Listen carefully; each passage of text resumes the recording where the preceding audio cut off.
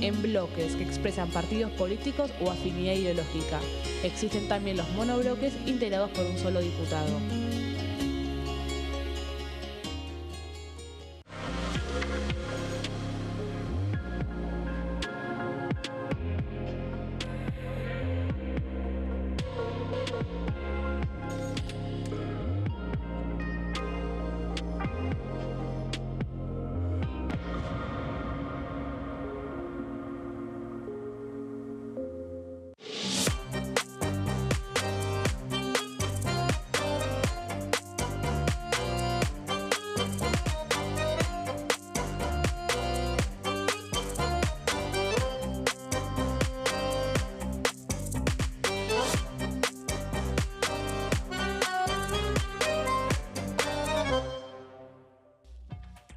Bienvenidos a una nueva edición de Plenario y bueno, iniciando una semana que para muchos es el inicio formal realmente de lo que es el año legislativo. ¿Por qué se dice eso? Bueno, porque no hay ningún feriado por delante, ya por mucho tiempo, inclusive el próximo 25 de mayo cae domingo. Y bueno, eso tiene influencia obviamente en lo que es la actividad legislativa, semanas cortas, feriados a las vistas, bueno, condicionan siempre la labor legislativa. Eso no implica que hasta ahora no haya sido un año de suma actividad, mucha actividad, al tal punto que hubo cosas que normalmente no hay. Bueno, ya se presentó el jefe de gabinete en no una, sino dos veces, y una de ellas fue para hacer la interpelación, ser protagonista de la interpelación del martes pasado. Semana corta la semana anterior, pero así y todo. Bueno, eso también es un hecho infrecuente, también tuvo muchísima actividad. Como muchísima actividad va a haber a partir de esta semana también, donde se van a tratar temas tales como, bueno, la cuestión de previsional, el tema de la edad de imputabilidad, que se avanzará con ese tema justamente a partir de mañana, bueno, hacia el dictamen. Y del otro lado del Congreso, bueno, todas las expectativas están puestas en ficha limpia. Ficha limpia, veremos si termina siendo ley. De todo eso, de mucho más, vamos a hablar a lo largo de esta hora y media de plenario, pero antes vamos a los títulos de esta jornada.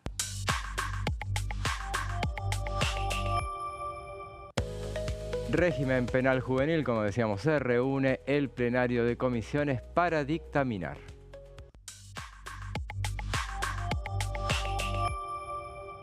Otra de las actividades centrales de mañana, moratoria previsional, se reúnen las comisiones de Previsión y Seguridad Social, Presupuesto y Hacienda.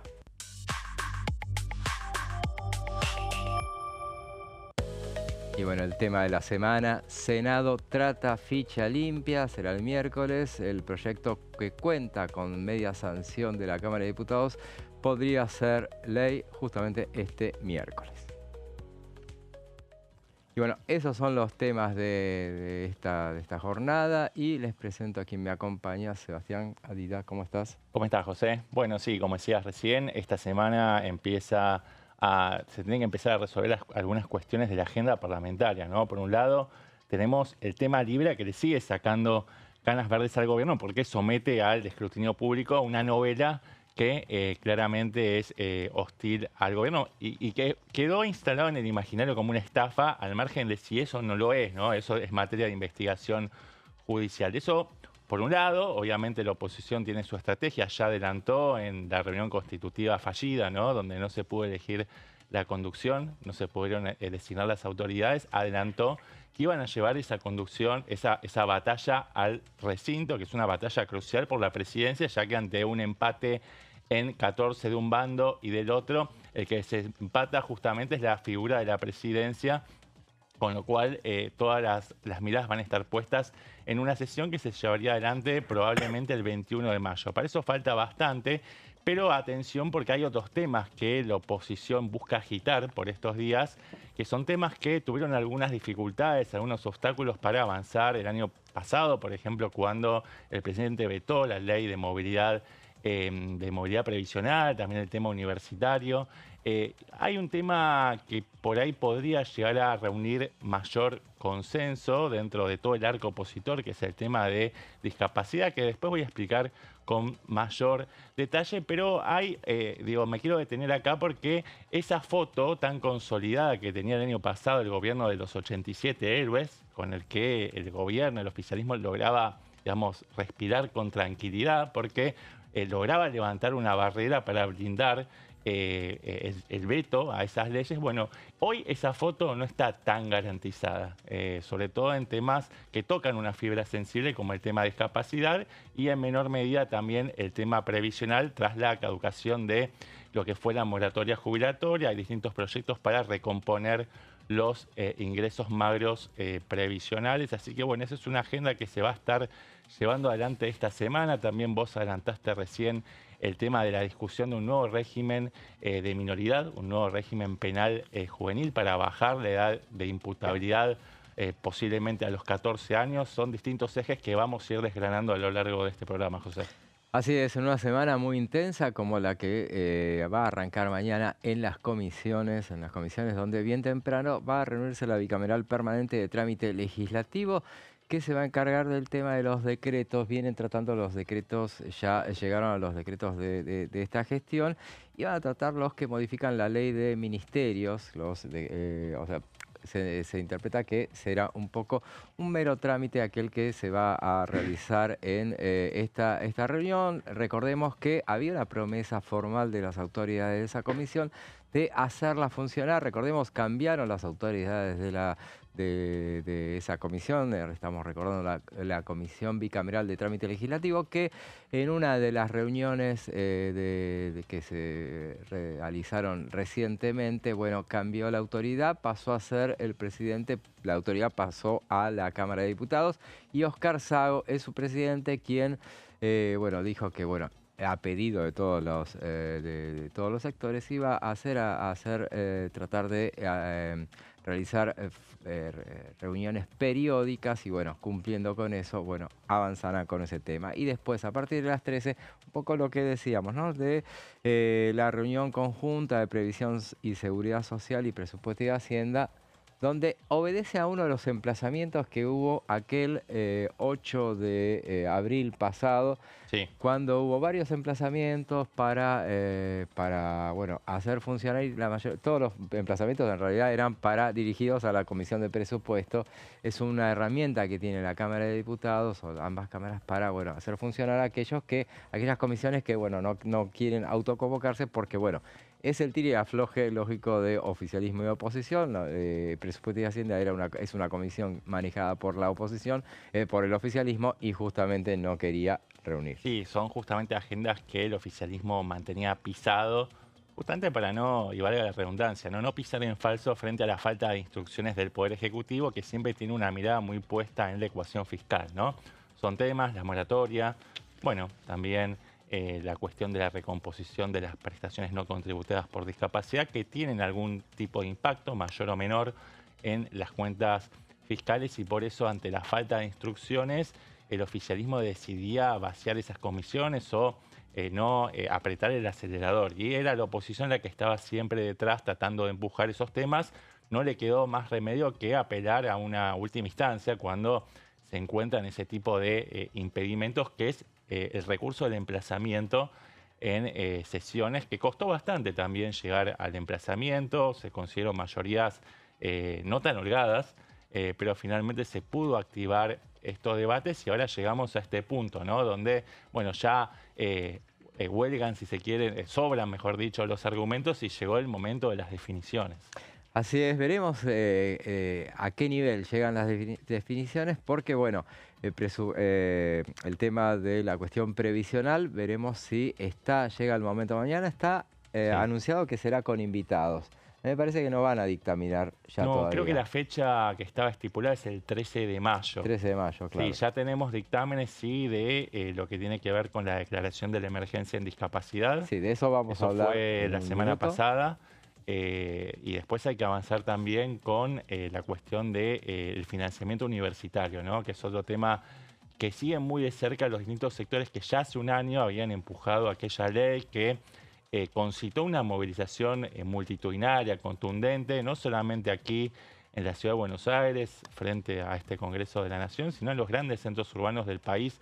Bueno, fueron manifestaciones transversales que movilizaron a movimientos sociales, sindicatos, organizaciones culturales, organismos de derechos humanos, que bueno, todos en pos de esta misma causa, que es, bueno, la recomposición de los recursos de los centros de estudios universitarios de la educación superior pública nacional, que se encuentra en una situación de ahogo presupuestario, y este es un tema que vuelve a la carga de la oposición para intentar, bueno, encontrar una salida institucional a este conflicto que cada vez está, bueno, encontrando más dificultades para que pueda sobrevivir el sistema público universitario. Sí, ahí están quieren avanzar con un proyecto, no sé si son dos proyectos o es uno de los dos, de Dania Tabela y Maximiliano Ferraro, no sé si es Sí. uno solo o son dos proyectos de uno de cada uno. Es el mismo proyecto, El mismo proyecto. sí, que encabezan justamente los dos referentes que estás mencionando, de Democracia para Siempre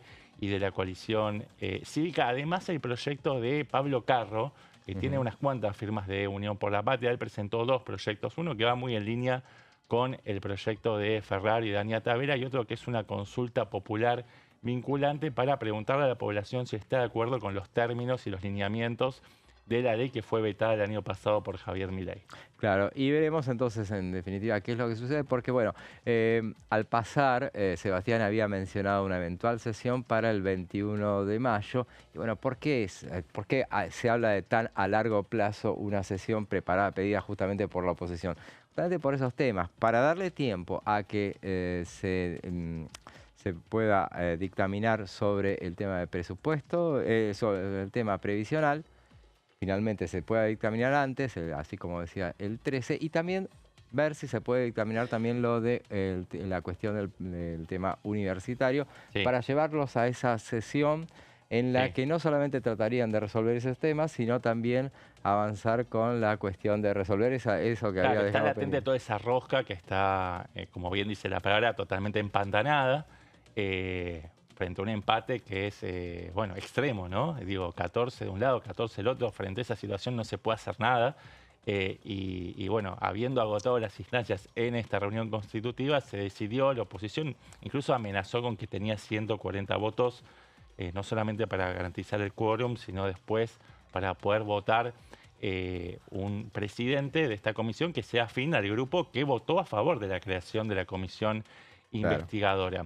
En la reunión constitutiva fallida se había elegido, la oposición había elegido la figura de Sabrina Selva, que ella es una diputada bonaerense que reviste en el Frente Renovador de Sergio Massa, pero tiene algunas terminales también que llegan a Axel Kicillof, por ser ella de la provincia de Buenos Aires. Es una figura con una impronta alejada de la cámpora, más moderada, y por eso se eligió también como para tender puentes y que sea más digerible por el resto de la oposición, pero podría no ser suficiente, y por eso se está hablando cada vez más fuerte de la candidatura de Oscar Agos Carreño, que es quien podría tomar la posta en caso de que no haya un nivel de adhesión suficiente a un candidato que surja de las filas de Unión por la Patria. Eso sería entonces en la semana del 20, Sí. y que sería el 21. Pero antes, el 14, está anunciada la convocatoria de los ministros que no vinieron a la interpelación de la semana pasada. Ya nos quedó un poquito lejos la interpelación, pero después vamos a ir recurrentemente a recordar Sí, lo que sucedió en esa presentación de Guillermo Francos. Mencionamos un par de veces el tema de uno de los emplazamientos que tiene que ver con la emergencia en discapacidad. Y bueno, en ese tema sí se pudo avanzar hasta el dictamen, ya tiene finalmente dictamen. Previamente lo tenían de otras comisiones, faltaba el de Presupuesto y Hacienda, pero de eso nos va a hablar Sebastián. Bueno, sí, claramente estamos hablando de un sistema, el diagnóstico que se hace desde distintos sectores de la oposición y de la sociedad civil es que estas prestaciones no contributivas por discapacidad están totalmente desfasadas, y además no existe un mecanismo de indexación automática, es decir, siguen estando sometidas a una resolución discrecional del Poder Ejecutivo.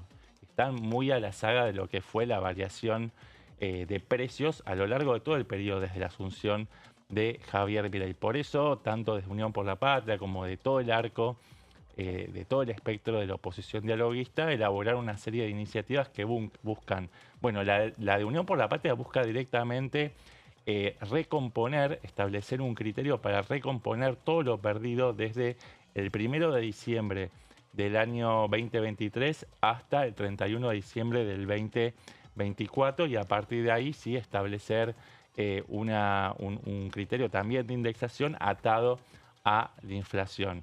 Los proyectos que son de la UCR, del PRO y de Democracia para Siempre no van tan lejos en el sentido de que, bueno, resignan lo que sería recuperar ese poder de compra perdido, pero sí establecen en adelante, es decir, de forma retroactiva, pero desde el 1 de enero del año 2025, una fórmula para indexar, para actualizar esas prestaciones y que no dependan de la voluntad de cómo se despierte el funcionario de turno, digamos. Claro. Bajo ese, digamos, también esto sucede bajo mucha presión popular, ¿no? Es un tema que fue creciendo en la preocupación de la gente como bola de nieve, hasta convertirse realmente en un problema que lo tuvimos acá en las puertas del Congreso, una movilización muy nutrida de manifestantes, sensibilizados, por supuesto, por las dificultades que tienen las personas en condición de discapacidad, que, bueno, sufrieron una serie de recortes a principios de este año, sin ir más lejos.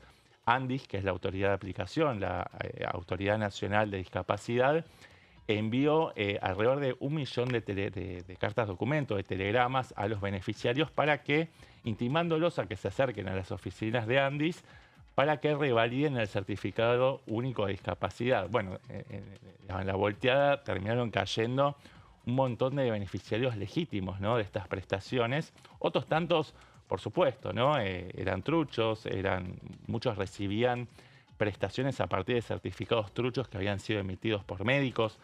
Eran, digamos, todas situaciones que había que regularizar, había que meter la lupa, pero bajo ese gran paraguas, bajo esa excusa, se terminó atacando derechos de beneficiarios legítimos. De hecho, hubo 500.000 personas, y esto lo destacaba el autor del proyecto del dictamen de la mayoría, que es Daniel Arroyo. Él decía que 500.000 personas en los últimos meses solicitaron ser inscriptos en este, para acceder al certificado único de discapacidad y que hasta ahora no ha encontrado una respuesta. Es decir, que es una problemática bastante abarcativa y es un conflicto que está creciendo.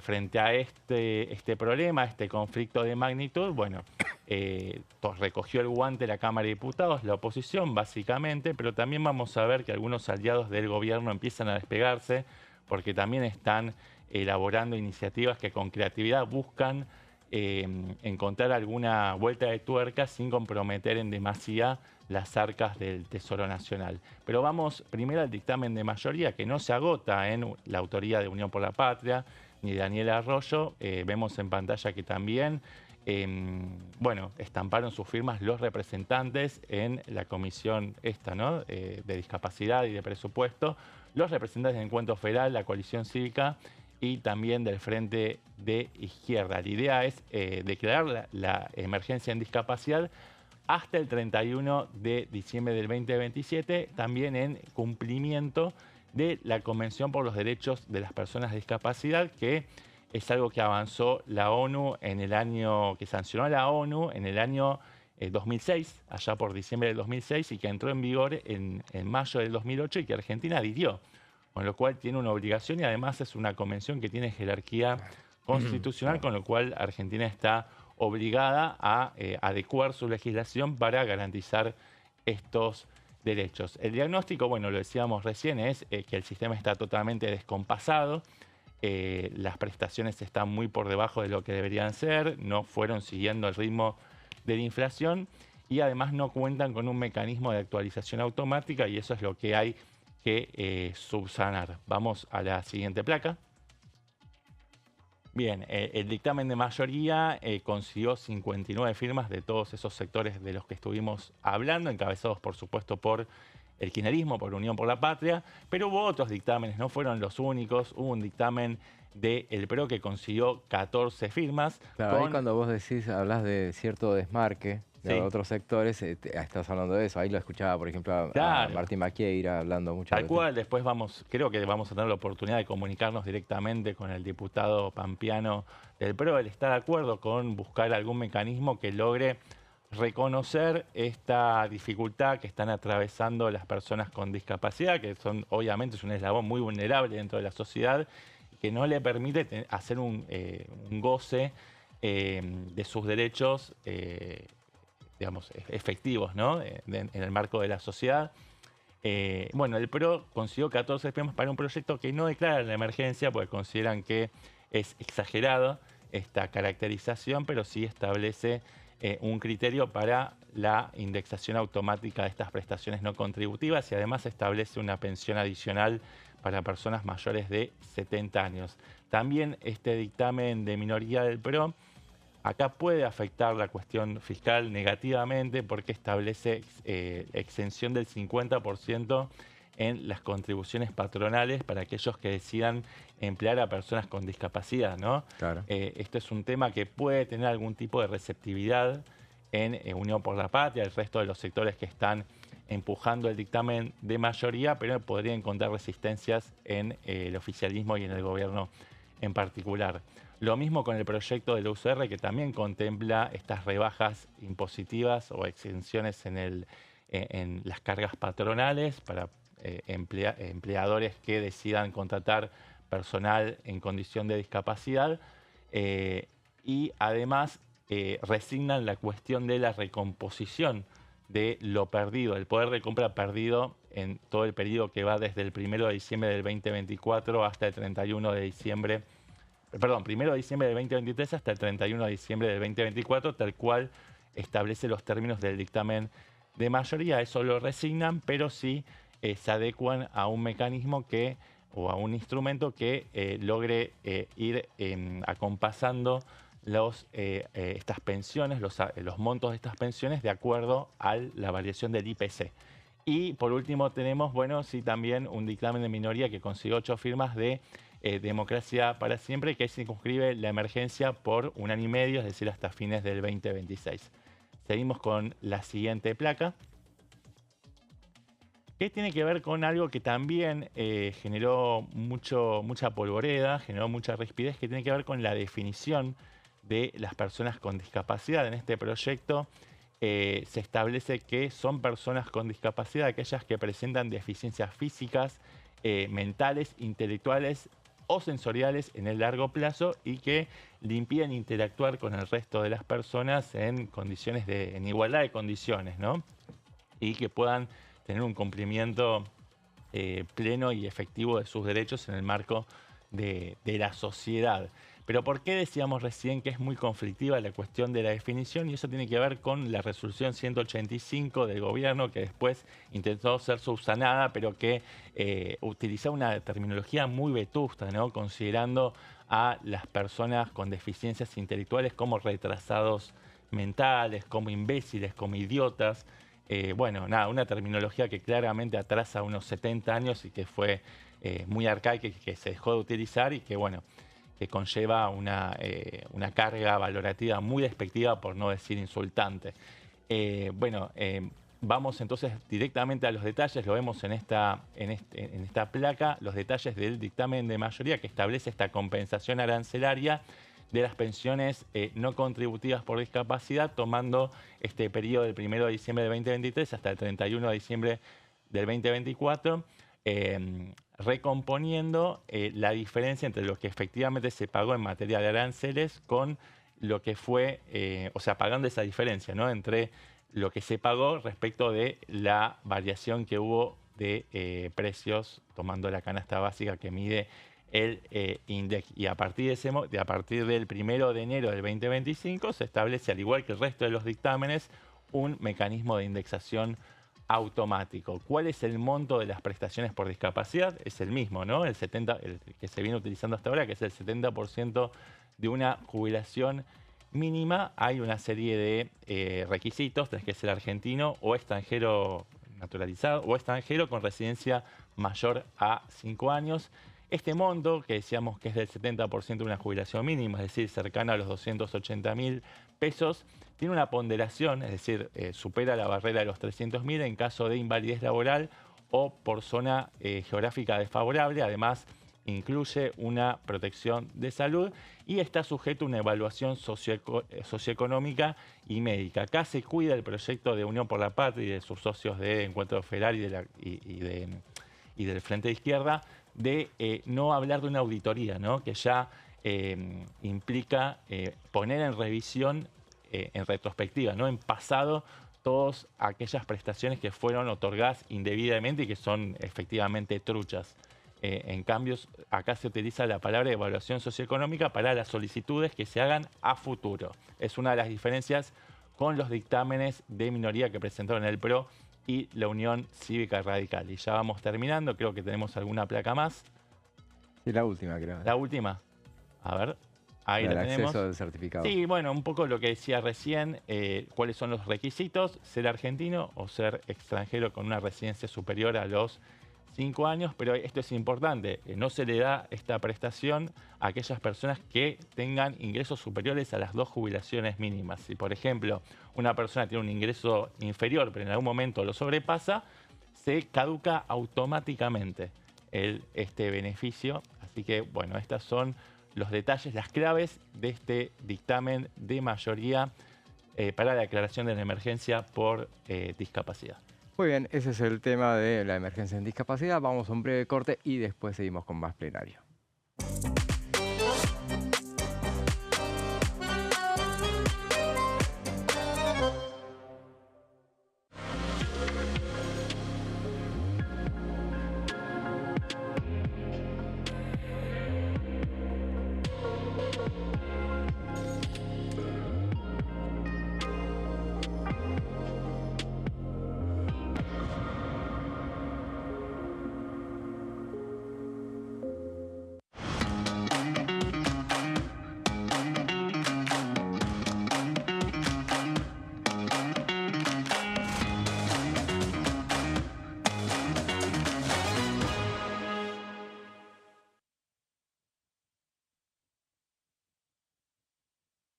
En este momento, millones de niños y niñas tienen desnutrición severa. Algunos están tan débiles que apenas pueden pararse. Pero con tu ayuda, podemos salvar a los niños. Este alimento terapéutico listo para usar está lleno de vitaminas y nutrientes esenciales que ayudan a los niños y a las niñas a recuperarse de la desnutrición. Gracias a personas como vos, ayudamos a salvar a millones de niños cada año. Da un simple paso. Dona ahora y ayúdanos a seguir salvando vidas. Las sesiones son el espacio donde los diputados debaten proyectos de ley para su aprobación, modificación o desaprobación. En una misma sesión se pueden tratar varios proyectos de ley. Desde el 1 de marzo, cuando el presidente las inaugura, se desarrolla el periodo de sesiones ordinarias. Entre el 1 de diciembre y el 28 de febrero se extiende el periodo de sesiones extraordinarias que solo pueden ser realizadas a pedido del presidente de la Nación. En el recinto, el bloque oficialista se dispone a la derecha del presidente de la Cámara, el bloque opositor mayoritario a la izquierda y en el centro los bloques con menos cantidad de integrantes.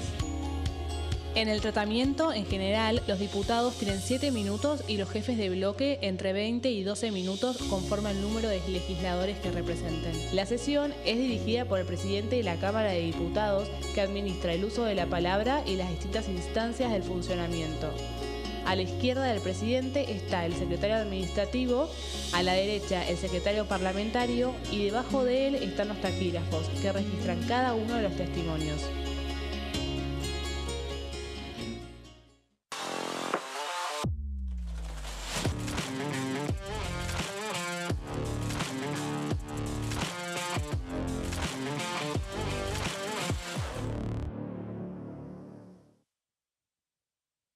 Dengue, Zika y chikungunya. Presta atención a estos síntomas.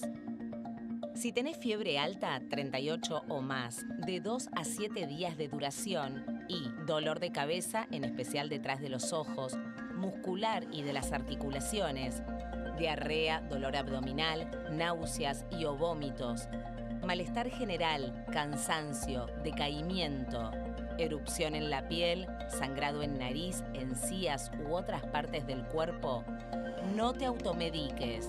Toma mucho líquido, usa repelente y acércate a un centro de salud.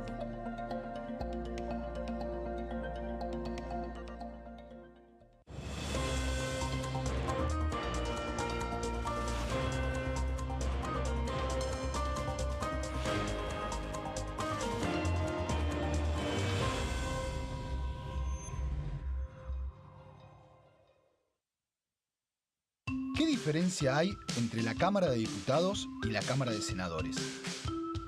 La Cámara de Diputados representa al pueblo de la nación argentina. Esto significa que las provincias más grandes y con mayor cantidad de habitantes tienen muchos más diputados que las provincias más pequeñas. La manera de establecer las cantidades es proporcional. La Cámara de Senadores representa a las provincias. Cada provincia envía 3 senadores al Congreso Nacional. El total de senadores es 72, dado que las provincias argentinas son 24. Este es un número fijo. Por ejemplo, la provincia de Buenos Aires cuenta con 70 diputados nacionales y la provincia de Tierra del Fuego con 5. Pero tanto la provincia de Buenos Aires como la de Tierra del Fuego cuentan con 3 representantes cada una en el Senado de la Nación. Cada 2 años, el Congreso Nacional renueva la mitad de sus diputados y 1/3 de sus senadores nacionales. El mandato de los senadores es de 6 años, mientras que el de los diputados es más breve, dura solamente 4 años.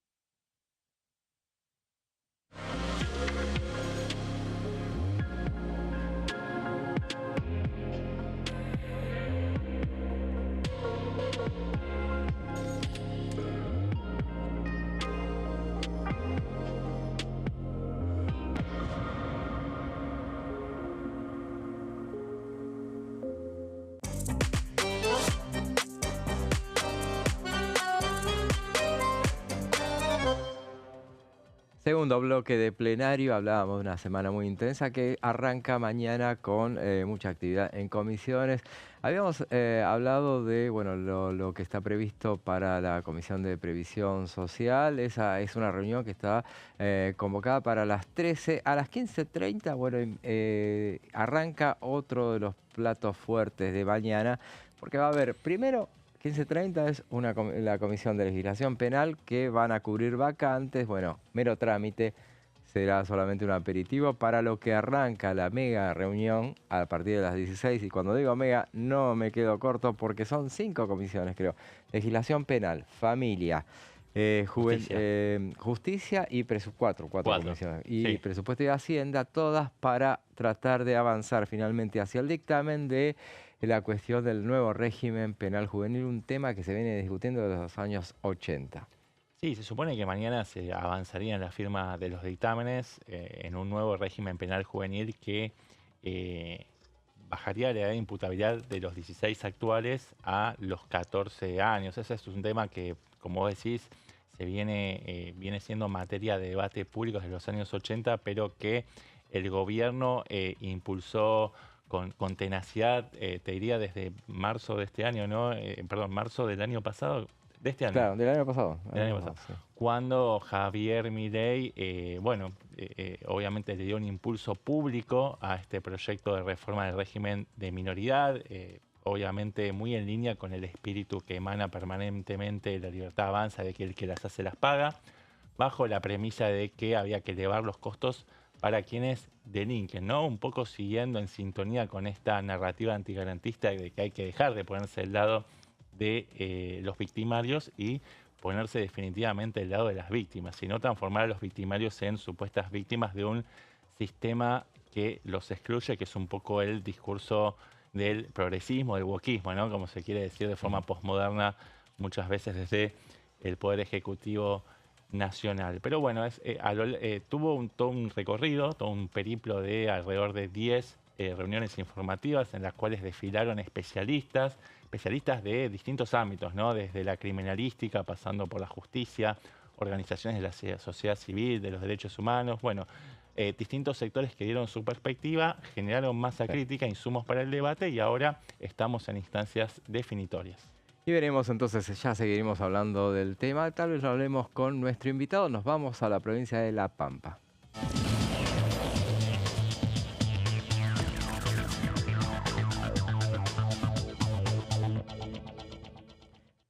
Y estamos en comunicación con el diputado Martín Ardoaín. ¿Cómo le va, diputado? José Mauro, Sebastián Ardila, los saludan.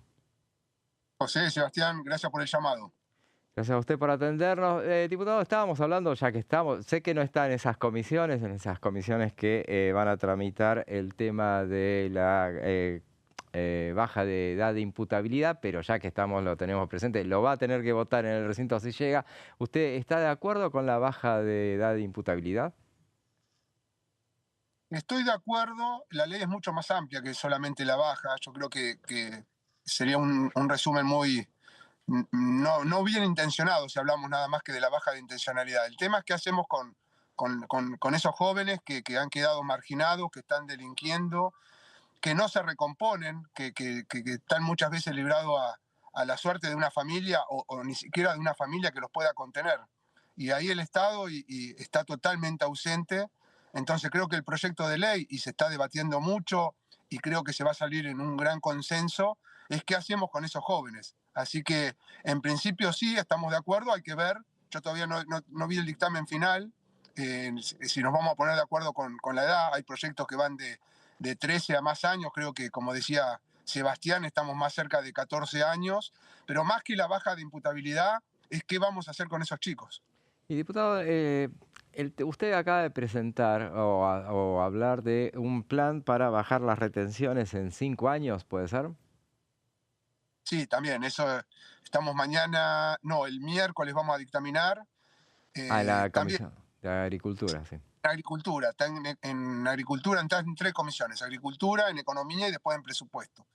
Nosotros creemos que desde la Comisión de Agricultura tenemos la obligación de hacer un proyecto para el gobierno y de darle previsibilidad al sistema y a los productores. No puede ser que hoy es Milei, pero antes fue otro y antes fue Cristina y antes, o sea, subían y sacaban retenciones a placer cuando tienen que pasar por el Congreso. Se amparan de una ley, de un artículo 755 para subir o bajar retenciones, pero nosotros estamos convencidos que tiene que ser el Congreso el que ponga o saque impuestos, y en ese sentido va el proyecto, es decir, eliminación de retenciones en 5 años, con este piso de esta baja temporaria que ha decretado el presidente Milei, y la eliminación del artículo 755 para que a partir de ahora el presidente de turno que quiera instalar retenciones tenga que pasar por el Congreso.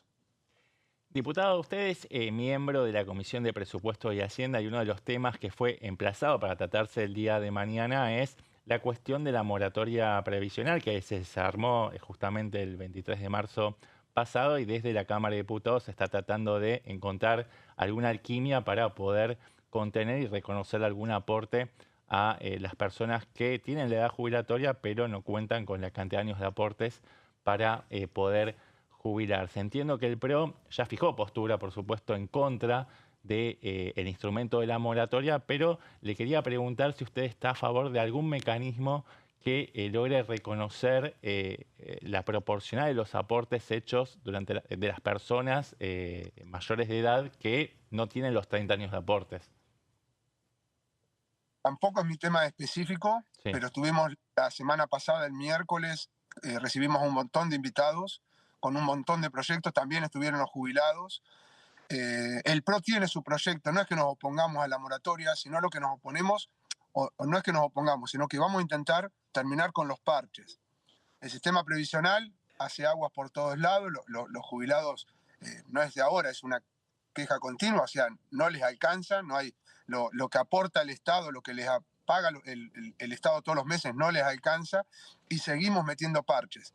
La idea es encontrar una forma, una ley que le permita recuperar. Hoy el sistema previsional, decían el otro día, tiene una parte buena que llega a un sector muy amplio de jubilados, pero llega con montos muy, muy chicos. O sea, y cuanto más incorporemos a esa torta más jubilados sin aumentar la masa, va a ser imposible. Entonces, yo creo que sacando las malas intenciones de algún sector, lo que estamos intentando hacer es encontrar una forma que el que aportó, el que cumplió, el que se esforzó, pueda tener una jubilación más grande que el que lamentablemente el que no aportó o el que aportó una parte, o si no, no hay un premio por haber aportado 30 años. Entonces, no estamos cerrados, por lo menos yo en lo personal escuché a todas las posturas, ya te vuelvo a decir, con buenas intenciones. El sistema tiene la parte buena que cubre todo, la parte mala que la plata no alcanza. Usted también integra la Comisión de Obras Públicas y, bueno, si hablamos de obras públicas, esa es otra de las cuestiones, los factores discordantes entre el PRO y la Libertad Avanza, bueno, por la postura del gobierno de, de preferir no hacer obra pública justamente. ¿Cuál es su postura personal sobre esta postura que mantiene el gobierno? Bueno, ahí yo ya he estado en el programa varias veces, lo hemos hablado. Yo apoyé el frenar con la obra pública por el tema de descontrol económico, que no sabíamos quién hacía la obra, cuánto tardaba, a qué costo. O sea, eso lo veíamos en cada provincia, en cada municipio. Entonces, yo creo que parar y acomodar un poco era necesario. De hecho, la sociedad lo pedía. Pero bueno, ya llevamos 1 año y medio.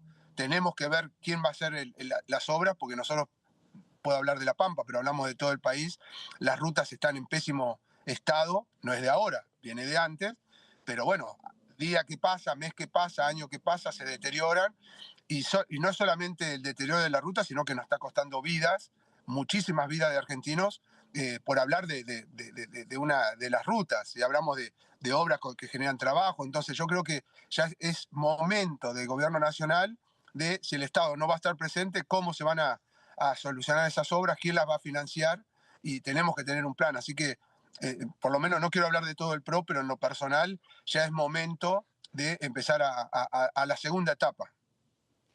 Diputado, otro de los temas de estricta coyuntura tiene que ver con la declaración de la emergencia en discapacidad. Hay varios dictámenes. El dictamen de mayoría fue suscrito por Unión por la Patria y otros bloques de la oposición dialoguistas, pero el PRO firmó su propio dictamen de minoría donde no se declara la emergencia, pero sí se establece algún criterio para la indexación automática de las pensiones no contributivas para personas discapacitadas. Quería saber, bueno, su opinión en el marco de este debate, dónde se ubica y cuál es su reflexión. También recibimos a muchas fundaciones con mucha preocupación. Te imaginas que es un tema que nos recontra preocupa y ocupa. Pero el PRO tiene un dictamen propio, estamos muy convencidos. El otro día el diputado que lo presentó fue muy claro hoy. Para redondear, acá hay muchos oportunistas que durante 20 años no han hecho nada y ahora se preocupan por las retenciones, se preocupan por los jubilados, se preocupan por las pensiones, y en 20 años no han hecho nada. Entonces, uno sabe si le preocupa realmente el sector agropecuario, si le preocupan las pensiones o los jubilados, o lo que quieren es desestabilizar y sacarle las herramientas al gobierno. Entonces, hay que diferenciar ese oportunista. Hoy Unión por la Patria te sacaría retenciones hoy. Y durante 16 años no se pudo hablar del tema y te cerró las exportaciones de carne. Entonces, ¿quieren pensar en el país? ¿Quieren pensar en la producción? ¿O quieren sacarle financiamiento al gobierno nacional? Ese es un debate que ustedes lo ven todos los días en la Cámara, lo ven en el recinto. Nosotros en las pensiones lo mismo. Estamos muy preocupados, tenemos un proyecto muy claro. Las pensiones se están recuperando. Y en los últimos años el gobierno ha estado mucho más cerca de esa pérdida que sufrí por inflación. En el último gobierno el último año de Fernández, las pensiones perdieron casi el 50%, y no había quejas. El año anterior 20%. O sea, hicimos un resumen de los últimos años, y el último año es el que menos han perdido. Así que seamos serios, trabajemos en una recomposición, pero no nos olvidemos, o sea, no miremos la foto. Claro, ahora, Miremos... diputado, más allá de la mala praxis del pasado, digamos, ¿tiene tanto peso fiscal lo que se está proponiendo? Digo, estamos hablando en este momento de pensiones que orillan los 280.000 pesos. ¿Cambia la ecuación fiscal del gobierno a establecer, bueno, algún criterio que subsane parcialmente la complejidad que tiene que ver con esto, ¿no? Establecer montos justos sobre cuáles son los saberes que tienen que recibir las personas con discapacidad? Digo, ¿tiene tanta incidencia fiscal esta reforma que se está proponiendo? Vos lo sabes mejor que yo, Sebastián. Cuando vos me llevas a una pensión de 280.000 o una jubilación de 280.000 pesos, vos decís, esto no cambia nada. Cuando lo multiplicás por 4, por 5, 6 millones que son los jubilados, o por 2 millones de pensiones, es otro monto. Entonces, sí, no hay un informe de la Oficina de Presupuesto de la Nación, ¿no? Todavía le estamos esperando para saber con números y poder analizar más fríamente de qué estamos hablando, ¿no? Cuando hablamos de estos temas. Estamos de acuerdo. Eso es lo que tenemos que decir. No hacer suposiciones si 280 es mucho o es poco, porque es lo mismo de las jubilaciones. Claro. Las jubilaciones son muy bajas, pero la multiplicás por un montón por millones de jubilados y son el 11% del PBI. Entonces, nada, tenemos que tener cuidado con eso. Yo creo que la Argentina entendió que una persona que lo necesita lo tiene que tener, que tiene que tener un monto que le sirva, pero tiene que haber una revisación, tiene que haber una metodología. Ustedes saben bien que muchas veces el tema de discapacidad, cuando una persona va que no tiene recursos, agarra al médico de una localidad que se conocen todos, como nos pasa a nosotros en el interior, y le termina dando un certificado que muchas veces no le corresponde por lo sanitario, pero por lo humano sí, y esa persona lo da. Bueno, habrá que encontrar otra metodología, pero si vos mezclás una persona que no lo necesita con uno que lo necesita, perjudicás al que realmente lo necesita, y creo que en eso estamos todos de acuerdo. Diputado, lo lleva a su provincia. Bueno, el fin de semana uno de los datos provenientes de La Pampa era el acuerdo que alcanzaron el gobernador Silioto y, bueno, Carlos Berna, el acuerdo electoral. ¿Cómo se planta o cómo influye en el panorama interno de cara a las elecciones? Y, bueno, ¿cómo piensa, cómo se está trabajando el PRO de cara a las elecciones? No, la primera es una interna, están eligiendo autoridades partidarias del PJ, un partido político que gobierna La Pampa hace 40 años. Nunca han tenido interna porque siempre se acomodaron con el dedo, y ahora tienen una interna muy fuerte entre el intendente de Santa Rosa y el gobernador, que quiere ser reelecto como presidente del partido. Ahí no me puedo meter, no voy a opinar. No me corresponde, no es que... no me corresponde. Con respecto al PRO, yo creo que no al PRO, sino a la oposición en La Pampa, tenemos una gran oportunidad. Te vuelvo a decir, el peronismo gobierna hace 40 años la provincia. Es una provincia que cuando uno lo mira desde Buenos Aires o lo mira desde el resto del país, se ha achicado mucho. Una provincia que tiene todo, porque tiene minería, tiene agricultura, tiene turismo, y sin embargo somos de las provincias más chicas que nos hemos quedado alejadas, con un solo vuelo de avión por día, cuando podría ser el centro del país, con distribución. Bueno, no sé, tenemos un montón de objetivos, de proyectos en la oposición, y nunca lo hemos podido plasmar. Yo creo que esta división del PJ y el desgaste, porque es un gobierno que se ha opuesto totalmente al gobierno nacional, no ha querido revisar las cuentas, no ha querido revisar los gastos, no fue al Pacto de Mayo, o sea, no es una provincia que dialoga, no es un gobernador que dialoga. Yo creo que los pampeanos tenemos una oportunidad, pero depende de la oposición. Y no solamente del PRO. tenemos que hacer una oposición grande. Acá hay muchos partidos políticos que han dedicado su vida a cambiar la provincia.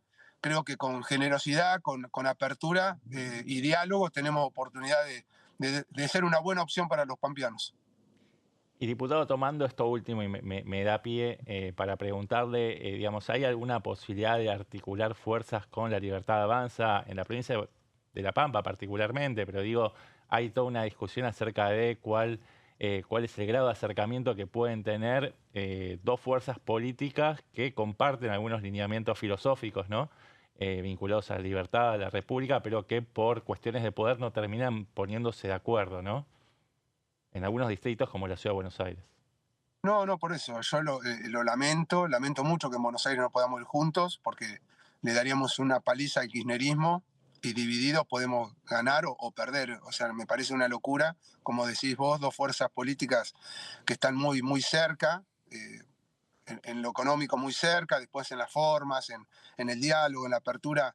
El PRO ya tiene una trayectoria, no tenemos que contarla lo que somos, que es Mauricio Macri, que es cada uno de nuestros gobernadores, de nuestros intendentes, nuestros legisladores, con más o con menos, pero nos hemos diferenciado. Pero bueno, nosotros en La Pampa tenemos muy buen diálogo con la libertad, dependerá de un mandato nacional. Yo me parece que seguir siendo divididos, o sea, yo creo que el 18 de mayo tenemos una muestra de lo que puede pasar en Argentina, veremos después en Provincia de Buenos Aires, y yo sigo trabajando para un frente con todos. La Libertad Avanza tiene que estar ahí, pero bueno, depende de nosotros y depende de ellos también. Ustedes inclusive ganaron, por ejemplo, las elecciones que fueron para senador, por ejemplo, las ganaron ustedes, tienen 2 senadores. Esa vez fueron, o las últimas elecciones, existía Juntos por el Cambio y estaban aliados también con el radicalismo. ¿Esa alianza se mantiene? Las alianzas se rompen al otro día de la elección. Lo que mantenemos es un diálogo perfecto. Hoy no discutimos si vamos juntos o no con el radicalismo, es como una cuestión natural. Lo que tenemos la diferencia, desde el PRO estamos convencidos que ese Juntos por el Cambio o ex Juntos por el Cambio hay que ampliarlo, porque quedamos en la última elección a 4 puntos de ganarle al oficialismo. Entonces, yo creo que si queremos ser una opción de gobierno, no podemos dejar a nadie afuera, y menos a un espacio que tiene muchos problemas internos, se está constituyendo, que bueno, está pagando el precio de haberse involucrado en política, pero que a nivel nacional tiene un presidente que lidera, que tiene buena imagen. Entonces me parece que hay que hacer un esfuerzo hasta el último momento. Te vuelvo a decir, más que pensando en nosotros, pensando en el electorado que tenga una opción válida de poder y de gobernabilidad. Diputado, ¿qué es lo que espera de la sesión que se va a llevar a cabo, uno presume, ¿no?, el miércoles que viene por ficha limpia en el Senado? Bueno, ahora está en manos de la Cámara Alta, pero en su momento es un tema que pasó por aquí. ¿Cree que hay un compromiso real del oficialismo de avanzar con este tema? Y si eso se va a poner a prueba justamente este miércoles. Es un proyecto que tiene como abanderada a Silvia Lospenato, ¿no?, que es candidata en la ciudad y es del PRO. No quiero especular, quiero que salga, quiero que el Senado esté a la altura de circunstancias. Yo creo que hoy la sociedad apoya ficha limpia, o sea, apoya que una persona que quiera representar al pueblo no esté condenado, que esté limpio, como se dice en la calle. Y después lo que hagan los partidos políticos, no voy a adelantarme, no voy a hacer futurología. Si no sale o hay un sector que especula, bueno, se hará responsable y le dará la cara y las explicaciones a su gente. Nosotros, como decís vos, desde el PRO, desde Silvia Lospenato, estamos convencidos, pero no de ahora, y no es contra una persona. Hace 10 años o más que luchamos por ficha limpia, porque nos parece una condición natural que alguien que quiera representar al pueblo no tenga condenas. Así que no me voy a adelantar. Espero que salga, creo que están las condiciones dadas, y si algún sector especula o no acompaña, bueno, tendrá que dar las explicaciones del caso. Muchas gracias, diputado. Gracias por... Muchísimas, como siempre. Bueno, le escuchábamos al diputado Martín Arduain, que bueno, recorrimos todos los temas. Bueno, fuimos desde la política nacional, el Congreso, hasta bueno, la interna en La Pampa. Ahora vamos a un breve corte y después seguimos con más plenario.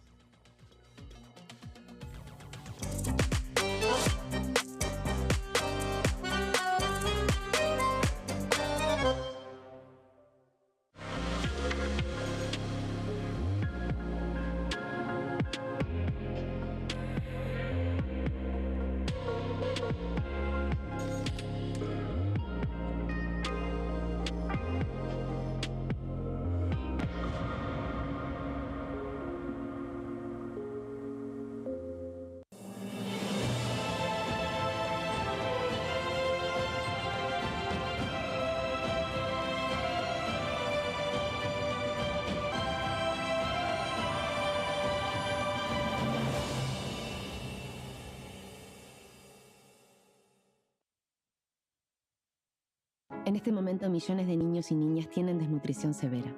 Algunos están tan débiles que apenas pueden pararse. Pero con tu ayuda podemos salvar a los niños. Este alimento terapéutico listo para usar está lleno de vitaminas y nutrientes esenciales que ayudan a los niños y a las niñas a recuperarse de la desnutrición. Gracias a personas como vos, ayudamos a salvar a millones de niños cada año. Da un simple paso. Dona ahora y ayúdanos a seguir salvando vidas. ¿Qué diferencia hay entre la Cámara de Diputados y la Cámara de Senadores? La Cámara de Diputados representa al pueblo de la nación argentina. Esto significa que las provincias más grandes y con mayor cantidad de habitantes tienen muchos más diputados que las provincias más pequeñas. La manera de establecer las cantidades es proporcional. La Cámara de Senadores representa a las provincias. Cada provincia envía 3 senadores al Congreso Nacional. El total de senadores es 72, dado que las provincias argentinas son 24. Este es un número fijo. Por ejemplo, la provincia de Buenos Aires cuenta con 70 diputados nacionales y la provincia de Tierra del Fuego con 5. Pero tanto la provincia de Buenos Aires como la de Tierra del Fuego cuentan con 3 representantes cada una en el Senado de la Nación.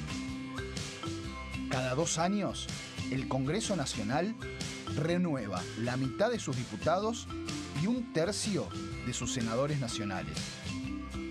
El mandato de los senadores es de 6 años, mientras que el de los diputados es más breve, dura solamente 4 años.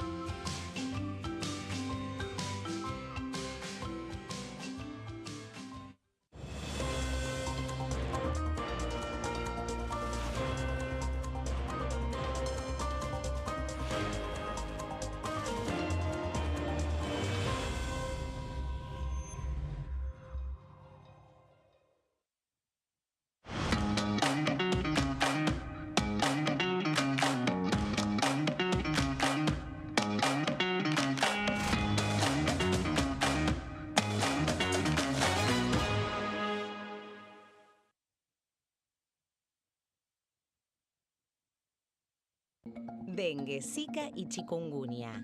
¿Cómo protegerte de la picadura de mosquitos? Para prevenir el dengue, Zika y chikungunya, evita que el mosquito te pique. Usar repelente siguiendo las indicaciones del envase. Cubrí brazos y piernas con ropa clara. En casa, pon espirales o tabletas. Usa tules o mosquiteros sobre camas o cunas. Coloca mosquiteros en puertas y ventanas.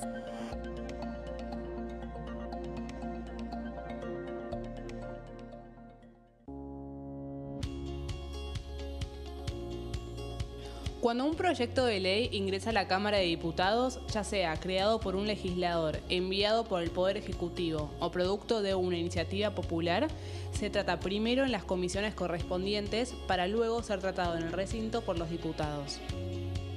Las comisiones son el ámbito de análisis y debate sobre los proyectos de ley conformadas por legisladores de distintos bloques. Hay 23 comisiones especiales que tratan temas específicos como el atentado a la AMIA y 45 permanentes que tratan temas vigentes como educación y salud. Un diputado puede formar parte de varias comisiones. Cada comisión se compone de un presidente, un vicepresidente y de 3 a 5 secretarios. La duración de los miembros de las comisiones permanentes y especiales es de 2 años. Para que la comisión funcione debe tener quórum, es decir, un mínimo de 15 y un máximo de 31 a 49 diputados. Las autoridades son elegidas por los propios integrantes de las comisiones, que a su vez son elegidos bajo consenso por sus propios bloques. Para que un proyecto sea tratado en el recinto, debe contar con el apoyo de la mayoría de los integrantes de esa comisión. Al finalizar una reunión de comisión, se dictamina sobre la pertinencia de tratar el proyecto en el recinto. El dictamen propone una resolución o decisión sobre una o varias iniciativas o proposiciones.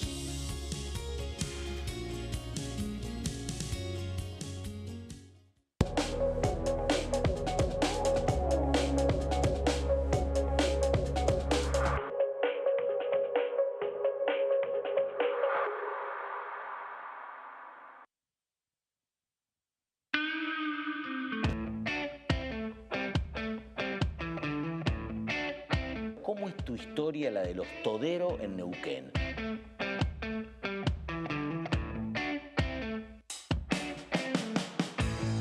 El tema de la política y los vínculos personales, ¿se sostienen pese a todo?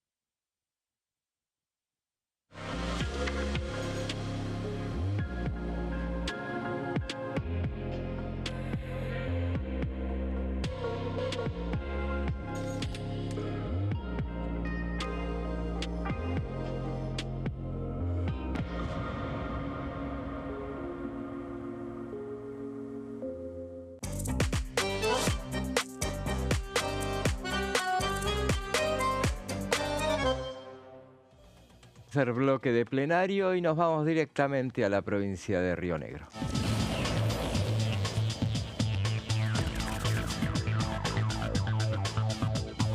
Y estamos en comunicación con el diputado Sergio Capozzi, José Di Mauro, Sebastián Adida, los saludan, diputado. José y Sebastián, buenas tardes, ¿cómo están ustedes? Muy bien, diputado. Le voy a hacer la pregunta que le hago siempre a los rionegrinos, muy interesado, estaba siempre con el tema de cómo avanzaba la planta de licuefacción de gas. Y bueno, recientemente tuvimos la noticia de que no se va a avanzar más con ese tema. Bueno, como rionegrino le pregunto, a ver, ¿de qué manera impacta eso en las expectativas que tenían? ¿Qué cambia a partir de esa decisión oficial? Y cambia mucho, la verdad que nosotros nos habíamos ilusionado desde el mismo momento de la sanción de la ley de bases con el RIGI, con el primer anuncio que había hecho en su momento Petronas de asociarse con YPF para hacer en el Golfo San Matías un puerto de aguas profundas para el tratamiento del gas, con el tendido de no solo un oleoducto, sino también de un gasoducto. Eso sigue, eso está vigente, obviamente, es la parte positiva. Pero el desarrollo que le daba a la ciudad o al pueblo de Sierra Grande era muy importante. Sierra Grande está en un estado vegetativo desde hace décadas, desde que la famosa y tan importante que fuera mina de hierro dejó de ser lucrativa. Los últimos que le explotaron fue el gobierno chino, pero cuando era más caro extraerlo que el valor de ese commodity en el exterior, se cerraron y bueno, es un pueblo que quedó sin juventud prácticamente. Y esta era un gran impulso. Luego dijeron, se baja a Petronas, pero vienen otros jugadores. Pero la semana pasada, o hace 10 días aproximadamente, nos desayunamos con la noticia de que no, de que serían barcos, y estos barcos quedarían amarrados a unas 15 millas náuticas de la costa, y ahí se haría la transferencia y la preparación del gas, con lo cual la cantidad de mano de obra que teníamos pensado, que precisamente, y perdón la redundancia, la obra civil iba a afectar o iba a ocupar, esto desaparece. Entonces para nosotros es un impacto muy grande. Claro. Diputado, recién estaba revisando sus redes sociales y me encontré una nota, un artículo de opinión muy interesante que usted publicó, claro, sí, que usted publicó en uno de los medios digitales más importantes de la República Argentina, titulada que el sistema previsional se encuentra en terapia intensiva, y usted ahí analizaba que se requieren soluciones no populistas para salir de este atolladero, ¿no? De un esquema insostenible que compromete la estabilidad fiscal. Le pregunto entonces, diputado, ¿por dónde cree que debería empezar una respuesta que esté a la altura de esta situación tan crítica del sistema previsional sin amenazar esta estabilidad fiscal? Bueno, es un temazo. Yo soy autoridad en esta comisión. De hecho, mañana tenemos un plenario junto con Hacienda. Evidentemente no se puede vivir de moratoria en moratoria. Ese artículo que vos citás en su última parte habla de que si hubiesen creado dos sistemas paralelos, uno para aquellos que no tuviesen los aportes, por ejemplo, las amas de casa, para generalizar, las amas de casa que a partir del 2005 pudieron incorporarse al sistema, si en lugar de incorporarla a un sistema general, se le hubiese hecho algo similar a la PUAN, es decir, bueno, a partir de los 60 años, aquellos que no tienen aportes van a poder acceder a una PUAN, y no crear una PUAN para adultos mayores con esta fantasía de que va a haber un examen o hay que pasar una barrera económica social, que sabemos que el 80-90% de la gente la pasa, si no, no pedirían la PUAN. Haber hecho un sistema aparte para el que no tenía aportes, con el que aquel que sí durante 30 años cumplió fielmente con las cargas y contribuciones, tanto empleadores. Las causas después, ¿por qué hay periodos en blanco o incompletos? Bueno, son diversas, pero supongamos lo ideal. Solamente 3 de cada 10 personas que acceden a los beneficios jubilatorios tienen los aportes, digamos, entre comillas, en regla. Si lo hubiésemos separado, hoy la jubilación mínima rondaría el 1.200.000 pesos, es decir, estaríamos en el mismo nivel que la canasta básica que requiere un jubilado y por un promedio de los salarios de los argentinos.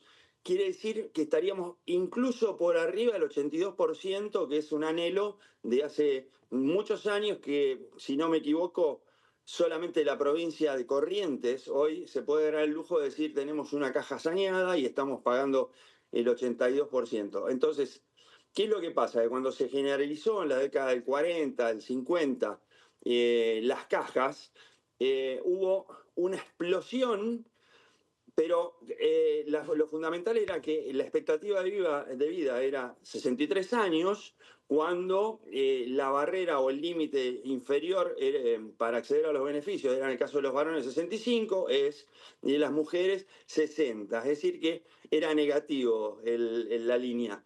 Ahora la expectativa de vida es, en el caso de los varones, 76 años. Entonces, este desfasaje, si le sumamos que originalmente se estaba pensado para 4 activos por un pasivo, hoy tenemos 1.5 activos por un pasivo. Entonces, hay que diseñar estas... Bueno, mañana vamos a tener no menos de 10 proyectos, la mayoría hablan de reabrir las moratorias, de otorgar un plazo de gracia. Bueno, es otra vez otro parche, no le solucionamos el tema a la gente. Entonces, lo que yo propongo es que se cree una comisión de expertos para que analicemos la situación en la Argentina y también en el exterior, cómo países como Noruega, como Nueva Zelanda pudieron revertir esto, arrancando también con lo primero que vos dijiste, cómo se hace esto para que no incida, no golpee el equilibrio fiscal, porque si hoy le damos a un jubilado el 10% de aumento, es impagable y se transforma en inflación. Entonces, es algo tan complejo que se necesita no pensar de acá a 2 años, sino de acá a 30. Y tal vez lo que hay que hacer es pensar, otra vez me repito, en algo que sea transitorio. Bueno, los próximos 10 años. Y un tema tabú y que debemos también tener la madurez para analizarlo, es el tema de la paridad de género, porque la expectativa de vida de las mujeres es superior a los varones. El artículo 156 y conexos de la Ley de Contrato de Trabajo impiden tareas riesgosas e insalubres en el caso de las mujeres. Es decir, la expectativa es más en el caso de las mujeres, sin embargo se pueden jubilar antes. Eso es un absurdo. Entonces tendríamos que ir levantando el límite o la edad mínima año por año, y la frutilla del postre son revisar los más de 220 sistemas especiales que tenemos, las conocidas como jubilaciones de privilegio. Ahora nos estamos enterando mucho que la legislatura de la Ciudad de Buenos Aires, los legisladores no pagan impuestos a las ganancias, es una locura. Entonces, ¿por qué no tenemos la madurez para analizar todos estos temas? Porque las jubilaciones de privilegio implican en el gasto previsional del 12%, cuando se recauda el 4%. Entonces, hay gente que se está llevando 3 veces más de lo que le correspondería. Ahora, diputado, tomando solamente una de las aristas que usted mencionó en todo este recorrido que pudo desarrollar muy bien, que tiene que ver con la edad jubilatoria, ¿no? Teniendo en cuenta que la expectativa de vida creció significativamente en las últimas décadas. ¿Usted cree que una comisión de expertos, una comisión especial podría analizar no solamente elevar la edad jubilatoria de hombres y mujeres, sino también igualar entre hombres y mujeres? ¿Puede ser? ¿Estoy interpretando bien? Sí, esa es la idea. Ojo, no soy inocente y tengo en cuenta que este debate hace aproximadamente, antes de la pandemia, se dio en Francia y causó un revuelo extraordinario que casi cuesta un gobierno. Entonces, hay que analizarlo fríamente y si no, una solución intermedia sería que sea voluntario, bueno, pero me parece que la torta sigue siendo la misma. Nosotros tenemos la misma cantidad de pymes que hace 25 años. Hace 25 años España tenía 600.000 pymes, la misma que Argentina. Hoy España tiene 6 millones de pymes y nosotros seguimos con las 600.000. El sudeste asiático, ¿cómo solucionó este tema de los aportes previsionales y logró triplicar los haberes jubilatorios? Por la productividad. Entonces, nosotros tenemos estas leyes laborales rígidas, que son del año 74, que nos están regulando formas de relaciones laborales que no tienen más de 2, 3 años y no sabemos lo que va a pasar de acá a 1 o 2 años adelante. Entonces, mientras que tengamos esa rigidez y en algunos estamentos, en algunos rubros, en algunas actividades, sí está ligada a la productividad, como es el sindicato petrolero privado, y ahí, bueno, estamos hablando de otras jubilaciones porque esos contratos están ligados a la productividad. No le tengamos miedo a eso.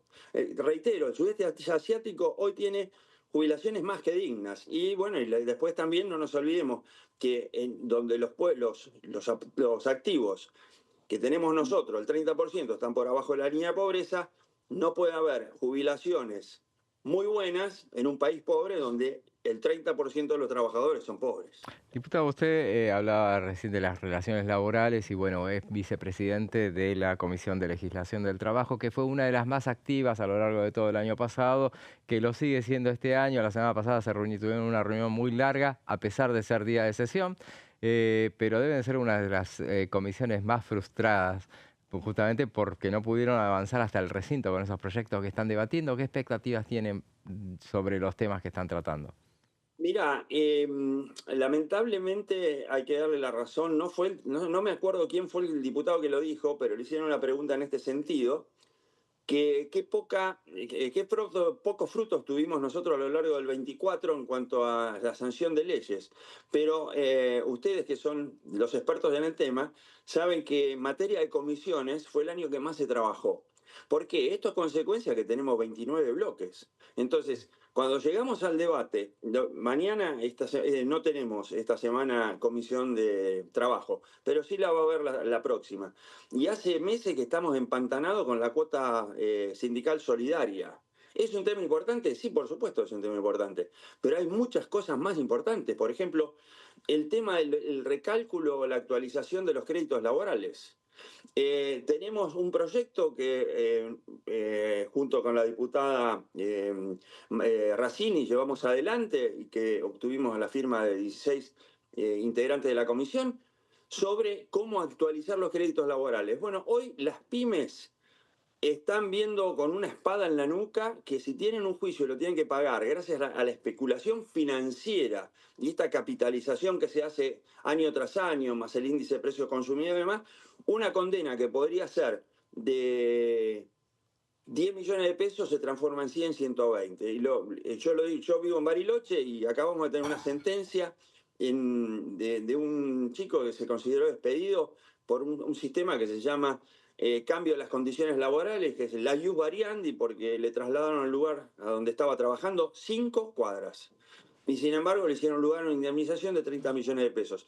¿Por qué? Porque le aplicaron estas actualizaciones. Entonces, estos temas que verdaderamente son importantes, no para no pagarle al trabajador lo que le corresponde, sino hace mucho tiempo hubo una ley que se conoce como Ley Martínez Raimonda, que el valor actual de las cosas. No puede ser que financieramente hagamos un cálculo que triplique, cuadriplique lo que le corresponde en realidad a un trabajador.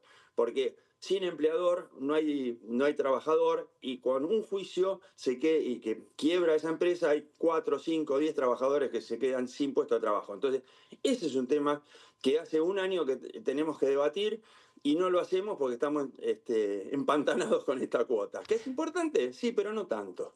Muchas gracias, diputado, por su tiempo. No, faltaría más y será hasta la próxima. Muchas gracias. Era el diputado Sergio Eduardo Capozzi, bueno, abarcando todos los temas que tiene su amplia gama de cuestiones que tratan en las comisiones, ¿no? Porque, bueno, es hombre de autoridad de las comisiones de Previsión y Seguridad Social y de Legislación del Trabajo, secretario de Previsión y vicepresidente de Legislación del Trabajo, o sea que con esos dos temas temas que podemos están seguir. en el candelero en este momento, ¿no? Absolutamente, sí. Pero bueno, le sacamos bastante jugo a todo lo que tenía para comentar. Me avisan si estamos en comunicación con Daniela. Bueno, ahora en instante vamos a estar en comunicación con nuestra compañera.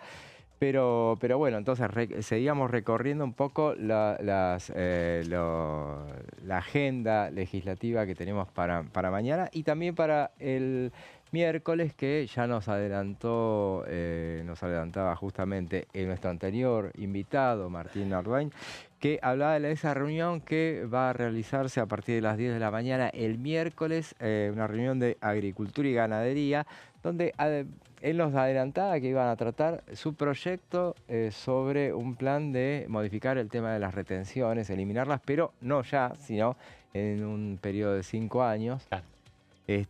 También se va a tratar... Para que no sea un cimbronazo tan fuerte para Claro. las arcas del Estado. Recordemos que el gobierno estableció un programa de reducción gradual, parcial de retenciones en los principales productos de exportación del campo, pero que tienen vigencia hasta el 30 de junio. Es decir, que hay mucha preocupación de parte de los actores del campo porque estamos ya cerca, arrimándonos al plazo final de ese periodo de gracia, Claro. donde van a poder exportar y tener una mayor rentabilidad. Entonces, lo que están presionando es para que se renueven esas reducciones parciales de los derechos de exportación.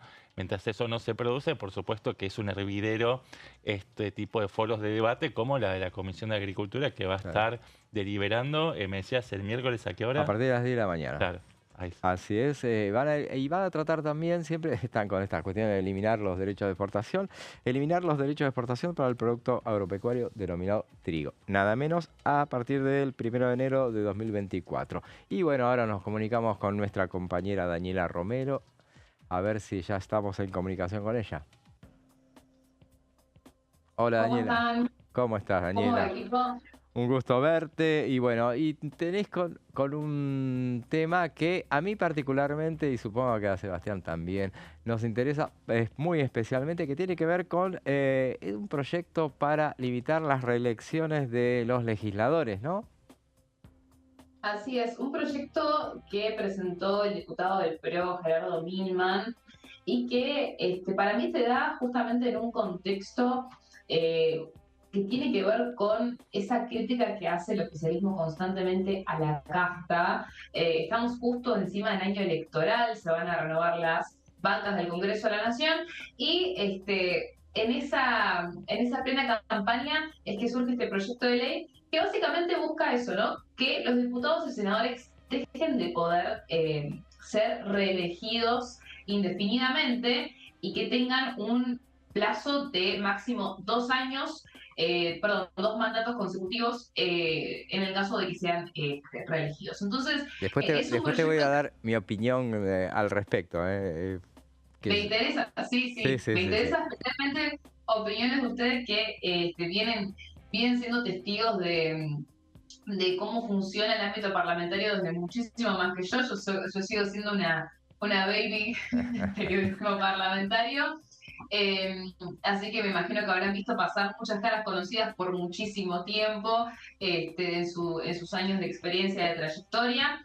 ¿Qué dice? Vamos a ver un poco más de los detalles que dice este proyecto de ley de Gerardo Milman. Por un lado, si vamos a la siguiente placa, eh, plantea un principio de renovación obligatoria, es decir, que si renuncia un diputado o un senador en un segundo mandato, tampoco estaría habilitado para ser reelegido, y que también un reemplazo podría ser considerado igual que si el mandato fuera ejercido por el titular, es decir, que si un suplente entra en lugar de un diputado, va a considerarse como que ese es su mandato, por lo tanto tampoco puede ser reelegido. Claro. Un poco el punto tiene que ver con esto, ¿no? De alguna forma, que haya una renovación dentro de la Cámara, tanto de diputados como la del Senado, y que no sean siempre los mismos, ¿no? Estamos hablando de algo que también estaría apuntando a protagonistas actuales de la Cámara, tanto de diputados como del Senado. Por un lado, hay dos ejemplos que traje que para mí son emblemáticos, que prácticamente como nacieron y ya estaban sentados en una banca, que por un lado tenemos a José Mayans y por otro lado Miguel Ángel Pichetto, ¿no? Son como dos casos, estamos hablando de 17, 20 años de estar en el Congreso. No, Pichetto tiene 28 años Wow. en el Congreso. 28 años. Y Bueno, Mayans 24, así que imagínate. Mayans, claro, él asumió, el primero fue diputado provincial, o sea, de su Así es. provincia, Formosa, y después en el 2001 fue cuando él asume frente al Congreso de la Nación, fue reelegido en el 2005, en el 2011, en el 2017 y también en el 2023. Y en el caso de Pichetto prácticamente también, ¿no? Empezó su carrera, él asumió en el 2001, igual que José Mayans, como senador también del PJ, pero lo que tiene Pichetto es que él tuvo ciertas como... Él había sido diputado antes, 8 años. él había sido diputado, claro, pasó también, sí, pasó por el Senado y por la Cámara de Diputados, pero también él había renunciado, ¿se acuerdan cuando él fue compañero de fórmula de Mauricio Macri? En el 2017, perdón, en el 2019. Y después también, bueno, fue miembro de la AGN, también por parte de la Cámara de Diputados, y finalmente fue reelegido en el año 2021 dentro de lo que fue lo que fue Juntos por el Cambio, ¿no? Y termina siendo jefe de bloque de Encuentro Federal. Pero bueno, él fue jefe de bloque del Senado por 17 años, Claro.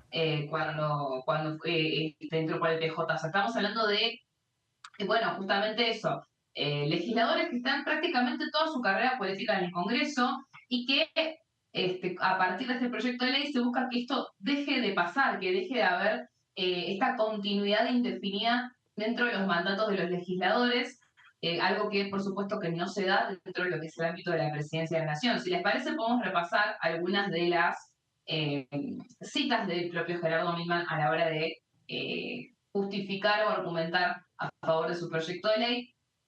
Él dice, si vemos a la placa de la cita, los partidos necesitan renovarse, limitar la reelección indefinida permitiría abrir espacios a nuevas voces, democratizar la vida interna de las fuerzas políticas y promover una mayor inclusión en las listas. Y por otro lado, también dice, cuando una banca se vuelve un asiento vitalicio, deja de ser un espacio de representación y se transforma en el símbolo de una clase política profesionalizada. Eso es lo que llamamos casta. Dani. Muy afín a... Sí.